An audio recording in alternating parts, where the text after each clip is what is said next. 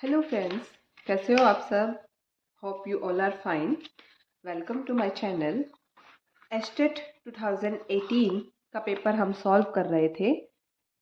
Estate 2019, 20, 21, 22 के paper already solve कर चुके हैं और 2018 के भी हम 20 क्वेश्चन सॉल्व कर चुके हैं, मतलब 2 वीडियोस ऑलरेडी अपलोड कर चुके हैं, राइट? उनको भी जाके चेक करो। आज है हमारा एस्टेट 2018 का वीडियो पार्ट 3। सो स्टार्ट करते हैं क्वेश्चन नंबर 111 से। चैनल को लाइक शेयर और सब्सक्राइब जरूर करना। सो क्वेश्चन 111 क्या कहता है, देखो।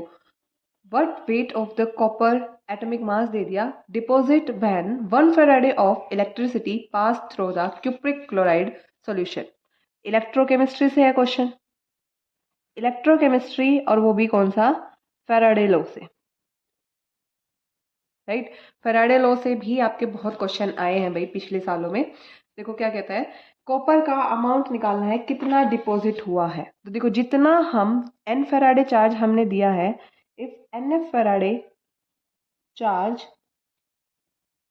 पास, तो कितने n number of equivalent deposit होंगे।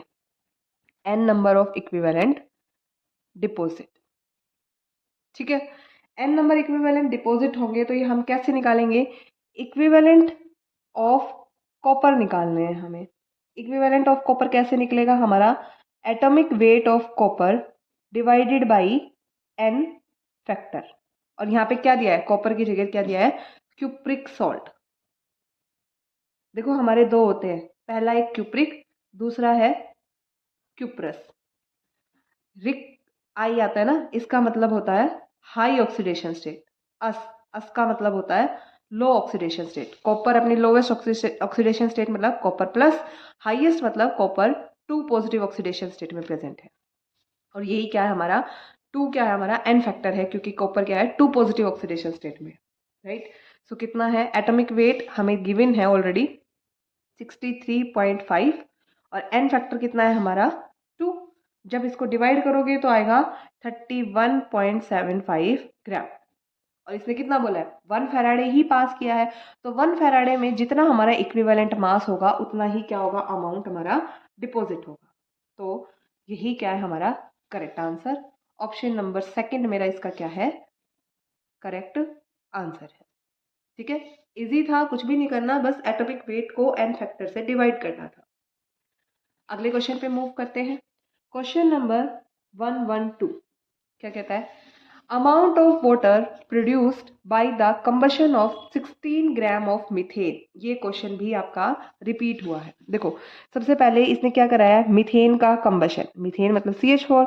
कंबशन होता है ऑक्सीजन की प्रेजेंस में, हीट करते हैं तो हमारे पास क्या बनेगा? CO2 रिलीज होगी और साथ में हमारा वाटर बनेगा। अब इस रिएक्शन को बैलेंस कर लो। देखो यहाँ पे कार्बन एक है, यहाँ पे भी कार्बन एक है, कार्बन बैलेंस है। बात करें ऑक्सीजन की, यहाँ पे 2 ऑक्सीजन है, बट यहाँ पे कितने हैं? 3। हाइड्रोजन यहाँ पे 4 है, पहले हाइड्रोजन को 4 कर दो, हो गए। अब यहाँ पे ऑक्सीजन कितने हो गए? ये 2, ये 2, 4 ऑक्सीजन हो गए, यहाँ पे भी 2 लगा दो, रिएक्शन हो गई बैलेंस। अब मुझे ये दिख रहा है कि 1 मोल CH4 मेरा प्रोड्यूस कर रहा है वाटर के 2 मोल, राइट? देखो इसने यही पूछा है ना कि कितना ग्राम हमारा वाटर प्रोड्यूस होगा, तो 1 मोल प्रोड्यूस कर रहा है 2 मोल। अब CH4 एटॉमिक वेट कितना आ जाएगा? कार्बन का 12, हाइड्रोजन का 1, 4 इंटू 4 कितना आ गया? 16। अब ये 16 कितना प्रोड्यूस करेगा? वाटर मतलब 2 हाइड्रोजन और एटॉमिक मास 1 प्लस ऑक्सीजन का कितना होता है? 16, और ये कितने हैं? टोटल 2 मोल है ना, तो मल्टीप्लाई विद 2 कितना आ जाएगा? 16 और 2 32, सॉरी 18, 18 दूनी 36, टोटल 16 प्रोड्यूस करेगा ये एटॉमिक वेट के अकॉर्डिंग। और हमें दिया भी कितना है? हमसे बोला है कि 16 ग्राम मीथेन कितना प्रोड्यूस करेगा हमारा? 36 ग्राम वाटर प्रोड्यूस करेगा, राइट? सो देखो ऑप्शन नंबर हमारा 4 इसका करेक्ट आंसर है। ऑप्शन नंबर 4 हमारा करेक्ट आंसर है। इजी है। नेक्स्ट क्वेश्चन, क्वेश्चन नंबर 113 क्या कह रहा है? Conversion of glucose into ethyl alcohol is carried by which of the following enzyme. Glucose को अल्कोहल में कन्वर्ट करना है और उससे हमने पूछा एंजाइम कौन सा यूज होगा। ये तो डायरेक्ट आपको क्रैम करना पड़ेगा। कौन सा एंजाइम यूज होता है? जाइमेज। ऑप्शन नंबर थर्ड, जाइमेज हमारा यूज होता है। आंसर क्या है मेरा? Option number third. ठीक है, अगले क्वेश्चन पे मूव करते हैं। नेक्स्ट है हमारा क्वेश्चन नंबर 114। 114 क्या कह रहा है? 2 litre of an ideal gas at pressure of 10 atmosphere expand isothermally into vacuum until its volume is 10 liter. How much work is done in expansion? Thermodynamics का क्वेश्चन है ना, और वो भी कैसा है? Isothermal process. आइसोथर्मल, और वो भी हमें दिया है एक्सपेंशन दिया है। पहला इनिशियली इसने बोला प्रेशर है हमारा 10 एटमॉस्फेयर और वॉल्यूम, इनिशियल वॉल्यूम मेरा क्या है? 2 लीटर। देखो 2 लीटर ऑफ गैस है ना, फिर एक्सपेंड होके मेरा फाइनल वॉल्यूम आ रहा है कितना? 10 लीटर। और इसने बोला है वैक्यूम। वैक्यूम का मतलब क्या है? पी एक्सटर्नल मेरा 0 है और हमसे पूछा है work done. Work done in isothermal process क्या होता है मेरा? P minus of P external dV। ठीक है, अब P एक्सटर्नल क्या है मेरा? 0। वॉल्यूम में चेंज कितना है? 10 माइनस 2। अब ये चाहे कितना भी हो, P एक्सटर्नल 0 है तो मेरा वर्क डन क्या आएगा? 0। सो देखो ऑप्शन नंबर 4 मेरा क्या है इसका करेक्ट आंसर, राइट। अगर P एक्सटर्नल 0 है तो वर्क डन इन एक्सपेंशन भी क्या होगा? 0 होगा। आगे मूव करते हैं। Question number 115। Hall Heroult process is related to which of the metallurgy in of which metal? कौन सी मेटल की मेटलर्जी में यूज होती है? ये क्वेश्चन भी रिपीट हो चुका है आपका, डायरेक्ट याद करना पड़ेगा। किसके लिए यूज होता है ये? एल्यूमिनियम के लिए। ऑप्शन नंबर 1 मेरा करेक्ट आंसर है। ठीक है, अगला क्वेश्चन, क्वेश्चन नंबर 116। 116 क्या कहता है?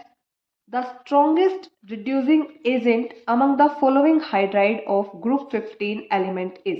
ग्रुप 15 के एलिमेंट दे दिए, हमसे पूछा है कौन सा स्ट्रॉन्गेस्ट रिड्यूसिंग एजेंट है। देखो क्या क्या दिया है? NH3, second option ASH3, BiH3 और फोर्थ ऑप्शन PH3। सारे के सारे नाइट्रोजन फैमिली के मेंबर है। अब देखो हमें ये पता है nitrogen, phosphorus, arsenic, antimony and then bismuth. Down the group अगर हम मूव करते हैं तो हमारा बेसिक कैरेक्टर जो है वो डिक्रीज करता है। ठीक है, तो डाउन द ग्रुप अगर हम मूव करेंगे तो हमारा रिड्यूसिंग कैरेक्टर क्या होगा? रिड्यूसिंग कैरेक्टर हमारा इंक्रीज करेगा, क्योंकि जैसे जैसे नीचे जाएंगे बॉन्ड वीक होते जाएंगे। वीक होंगे तो देना आसान होगा, तो रिड्यूसिंग कैरेक्टर हमारा इंक्रीज करेगा। सो अकॉर्डिंग टू दिस हमारा देखो नाइट्रोजन ऊपर आ गया, फिर फॉस्फोरस, फिर आर्सेनिक, सबसे लास्ट क्या है? बिस्मिथ। तो ऑप्शन नंबर 3 हमारा इसका करेक्ट आंसर है। डाउन द ग्रुप जाओगे तो रिड्यूसिंग कैरेक्टर बढ़ेगा, राइट। अगले क्वेश्चन पे मूव करो। Question number 117। जीनन कंपाउंड तो एस्टेट वालों के फेवरेट है, लगभग हर पेपर में जीनन कंपाउंड से क्वेश्चन पूछ ही लेता है। इसमें इन्होंने क्या पूछा है? हाइब्रिडाइजेशन पूछी है। Question number 117। पहला कंपाउंड है मेरा XeO3, दूसरा है XeF6, तीसरा है XeOF4 और चौथा है XeF2। इनकी हमसे हाइब्रिडाइजेशन पूछी गई है। कभी हाइब्रिडाइजेशन पूछ लेता है, कभी शेप पूछ लेता है, तो ये क्वेश्चन लगभग लगभग आपका हर बार आ ही जाता है। देखो अब हमें पता होना चाहिए जीनन क्या है? एक नोबल गैस है। नोबल गैस मतलब आउटर मोस्ट शेल में इसके होते हैं 8 इलेक्ट्रॉन। ठीक है, अब इतना हमें पता है कि ऑक्सीजन के पास ऑक्टेट कंप्लीट करने में 2 इलेक्ट्रॉन की कमी है। आउटर मोस्ट शेल में 6 इलेक्ट्रॉन है ना, तो ये 2 बॉन्ड बनाएगा। मैं ऐसे लिख लेती हूँ, जीनोन के पास 8 इलेक्ट्रॉन है, जिनमें से 2 इलेक्ट्रॉन हर एक ऑक्सीजन ले जाएगी। 3 है तो 6 इलेक्ट्रॉन ये लेके जाएगी। कौन लेके जाएंगी 6 इलेक्ट्रॉन? 3 ऑक्सीजन। बचेंगे कितने? 2 इलेक्ट्रॉन बचेंगे। 2 इलेक्ट्रॉन मिलके मेरा बना लेंगे एक लोन पेयर। भाई इस तरीके से आप करोगे, एक बार टाइम लगेगा पर ये इजी वे है, शॉर्टकट है जल्दी ज्योमेट्री निकालने का। तो 3 ऑक्सीजन मतलब सिग्मा बॉन्ड हम काउंट करते हैं ना, 2 पाई, 1 सिग्मा 1 पाई बनेगा, तो हम तो सिग्मा बॉन्ड करेंगे, 3 सिग्मा बॉन्ड और 1 ये, टोटल हो गए 4। 4 का मतलब हमारी हाइब्रिडाइजेशन आएगी sp3, 1 s 3 p 4 ये और 4 ये, ठीक है। इसकी हाइब्रिडाइजेशन आएगी मेरी sp3। तो मेरा फर्स्ट मैच कर रहा है ऑप्शन डी से। सेकंड देखो, अभी XeF2 वही 8 इलेक्ट्रॉन यहाँ पे है। फ्लोरीन हमारा ऑक्टेट पूरी करने में 1 इलेक्ट्रॉन की कमी है, मतलब 6 फ्लोरीन हमारे 6 इलेक्ट्रॉन लेके जाएंगी और 6 सिग्मा बॉन्ड बनाएंगी। बच गए कितने, 2 इलेक्ट्रॉन बच गए। 2 इलेक्ट्रॉन का मतलब 1 लोन पेयर, टोटल हो गए कितने, 6 और 1 7, मतलब sp3d3, 3 3 6 और 1 s, हो गए 7 पूरे। sp3d3 मतलब ऑप्शन नंबर सी, सेकंड का ऑप्शन नंबर सी होगा हमारा करेक्ट आंसर।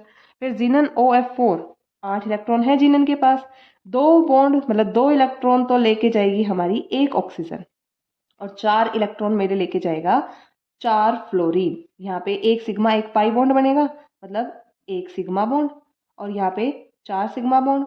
इलेक्ट्रॉन बच गए कितने, देखो 2 इलेक्ट्रॉन फिर भी बच गए, मतलब 1 लोन पेयर अभी भी बचा है, 4 5 और 1 6 हो गए टोटल, मतलब मेरा sp3d2 आएगी हाइब्रिडाइजेशन। ऑप्शन नंबर थर्ड के लिए मैच होगा मेरा ए से, राइट। आगे मूव करो, XeF2 8 इलेक्ट्रॉन, 2 इलेक्ट्रॉन लेके जाएंगी 2 फ्लोरीन, बचेंगे 6, मतलब 3 लोन पेयर बच जाएंगे, 5 बच गए टोटल, 5 मतलब sp3d हाइब्रिडाइजेशन आ जाएगी, 1 s 3 p 1 t, टोटल 5 हो गए। sp3d मतलब डी के लिए ऑप्शन नंबर 4 के लिए आ जाएगा हमारा बी ऑप्शन। अब देखो, ए मेरा मैच कर रहा है, फर्स्ट मैच कर रहा है डी से, मतलब देखो यही रहा, ऑप्शन नंबर 2 मेरा क्या है इसका करेक्ट आंसर। 117, ऑप्शन नंबर 2 क्या है करेक्ट आंसर। सॉरी भाई, सॉरी, सेकंड में भी है डी और थर्ड में भी है डी। फिर आगे मूव करो, सेकंड के लिए ऑप्शन है बी, इसमें सी, तो भाई 2 नहीं है, मेरा ऑप्शन नंबर थर्ड इसका क्या है करेक्ट आंसर है। ओके, अगले क्वेश्चन पे मूव करो, क्वेश्चन नंबर 118। देखो 118 क्या कहता है, विच of the following is an example of solid solution. Solid solution कैसे होता है, इसके अंदर हमारा डिस्पर्स फेज और disperse medium, disperse phase and disperse medium दोनों ही हमारे सॉलिड होने चाहिए, तो हमारा जाके सॉलिड सॉल्यूशन बनता है। देखो अभी पहला, camphor in nitrogen gas, gas आ गया तो ये नहीं होगा। Glucose dissolve in water, water क्या है लिक्विड, तो ये भी नहीं है। Amalgam of mercury with sodium, sodium amalgam, इसको ऐसे भी तो लिखते हैं ना NaHg, ये मेरा क्या है करेक्ट आंसर, ऑप्शन नंबर 3 इसका करेक्ट आंसर है। बाकी देखो, chloroform mixed with nitrogen gas, यहाँ पे भी गैस आ गई तो ये भी गलत है, ऑप्शन नंबर थर्ड मेरा इसका करेक्ट आंसर। ओके, दोनों के दोनों डिस्पर्स फेज डिस्पर्स मीडियम दोनों सॉलिड होने चाहिए।